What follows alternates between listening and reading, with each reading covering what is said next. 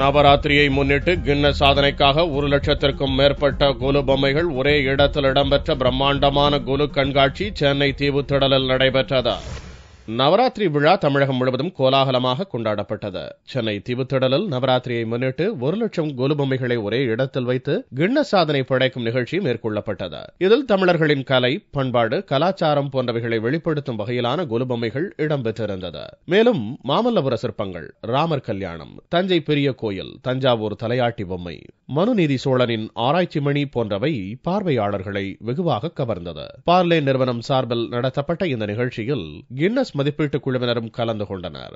கின்னஸில் இடம்பெறவுள்ள இந்த கொலு கண்காட்சி பார்ப்பதற்கு மிகவும் அழகாக உள்ளதாக பார்வையாளர்கள் தெரிவித்தனர். கின்னஸ் ரெக்கார்ட்ஸ்க்காக இந்த ஒரு நல்ல முயற்சி பண்றாங்கன்னு கேள்விப்பட்டு இதை பார்க்க வந்தோம் ஃபேமிலியோட. நிறைய தீம் வச்சு இந்த கொலு செட் பண்ணியிருக்காங்க. நிறைய இன்ஃபர்மேஷன்ஸ் கொடுத்துருக்காங்க சொசைட்டிக்கு.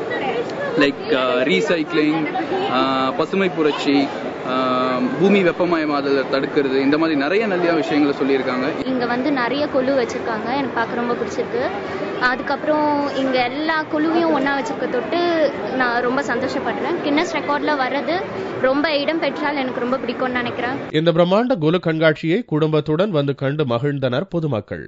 மேலும் கொலு கண்காட்சிக்கு வருபவர்களை கவரும் வகையில் கரகாட்டம், பொய்க்கால் குதிரை, கம்புச்சண்டை போன்றவைகளும் இடம்பெற்றிருந்தன.